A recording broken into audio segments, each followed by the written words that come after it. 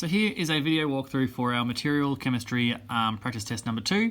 This is our topic number 3 where we're looking at metallic and ionic bonding. So let's have a look at question 1. With the aid of labelled diagrams, explain why magnesium is malleable. However, when converted to magnesium oxide, it becomes a brittle powder. Alrighty, so therefore we need labelled diagrams of magnesium and magnesium oxide. What labelled diagrams do we know? We know that magnesium is a metal, so a diagram of what a metal looks like is a pretty good idea. And ionic is what magnesium oxide is. So identifying what these materials are in terms of metals or ionic compounds, and then we're just going to simply draw and explain the logic behind that. So first of all, let's go with Mg by itself.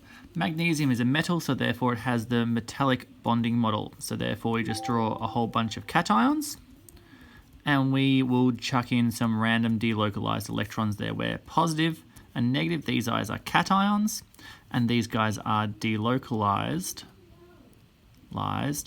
electrons. Alrighty, and then I'll draw MgO. Alright, magnesium oxide is a ionic compound, so therefore I'm going to be drawing my ionic bonding model to explain this, and then I'll do that.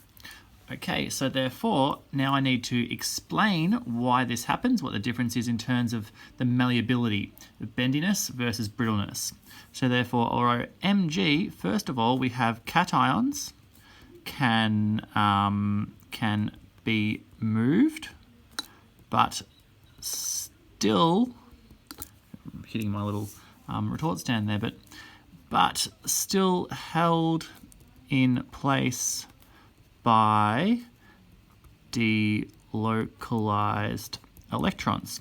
For MgO, we'll say that when a force is applied, like charged ions line up and repel. And we should have an understanding of that here, where if we simply attach a force or push this row of ions up, then you can imagine this positive cation and this positive cation would be lined up, and that would crack our lattice. Now, I realize I haven't labeled this diagram, so I'm going to write that is a cation and that is an anion. So therefore putting a key as to what these things actually are. I could probably talk about the fact that these magnesium cations are Mg2 positive, so this is Mg2 positive, and that the anion here is O2 negative, just to be a bit more specific about this particular example. That is how I would answer a question which deals with properties of various compounds. Part B here is a student performs an experiment above to determine, there is no experiment there, actually it is, converts this into this. To determine the empirical formula for magnesium oxide, the results are shown below. Here we have it, and this is going into a mole calculation. So determine the mole of magnesium oxygen. So therefore, remember, number of moles of oxygen will equal mass over molar mass, and number of moles of magnesium will equal mass over molar mass. Magnesium is easy because it's given to me here. It's just 1.47 divided by 24.3. However, the oxygen will be the difference between these two numbers.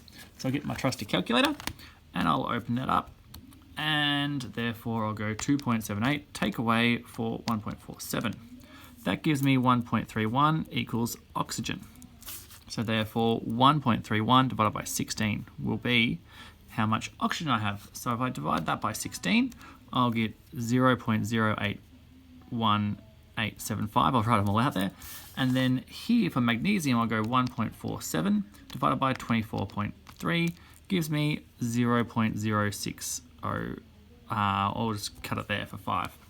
So therefore, I've got my number of moles of that. I need the empirical formula for my magnesium oxide, so that means I need the ratio. My steps are 1, mass, 2, mole, 3, divide by lowest number. And that's what I'm up to here. So oxygen to magnesium is going to be 0.08188 divided by 0.0605, and this one is 0.0605 divided by 0.0605. So therefore that's going to be 1 magnesium, and how many oxygens are going to be in here? So let me just get that back again. I'm going to get this number back. So 1.31 divided by 16. I always want to try and have the biggest, like the most decimal places possible. So therefore I'm going to grab that. Let's divide that by what this was, which was 1.47 divided by 24.3. And that is going to give me 1.35. Alrighty. Now this is around about a third, so therefore it's going to be my fourth point there is get whole numbers. So therefore, based on the experiment here, I've got MG304, because that's going to be times by 3 to get these guys to whole numbers, because this is close to 1 1/3. So therefore, my experimental empirical formula is Mg30, and then I can do question number 3. To draw an electron transfer diagram for the formation of magnesium oxide and comment on the accuracy and reliability of the empirical formula found. So what is it? Mg, electron transfer diagram. I'll start off with my individual elements and show their Lewis dot structures. Oxygen is like this.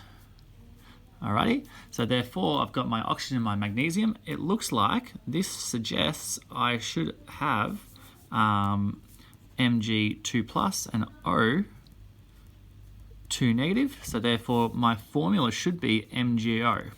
So therefore, in terms of accuracy, did my person who did this experiment get the right answer? No, they did not. It is not accurate, as they are not got a 1-to-1 ratio. They've got too much oxygen in their formula. Now, is it reliable though? Reliability is about repeating the experiment and getting similar results, or just getting an average of your results overall. Let's have a look through what was happened here. We've got a class average. So that means that this result is actually reliable. It may not be accurate, but it is reliable. So this result is reliable as it was a class average, which could take into account any random errors you would think that would come up within this experiment. So reliability is about repeating the experiment, getting similar results or an average. Accuracy is how close to an actual result you have got. So you need to know what you expect to get accuracy, whereas reliability is just looking at how was the experiment, or were the results obtained. Question C, would you expect magnesium oxide or sodium oxide to have a higher melting point? Explain your reasoning. Okay, so where does the melting point come from? It comes from the force between the two things. Magnesium oxide is Mg2 plus bonded to Mg2 plus bonded to O2, whereas sodium oxide is Na positive bonded to O2, and you'll need 2 of those. So what you can see here is that this here has a larger force. So MgO should have a higher melting point, as there is a greater electrostatic force holding these ions together.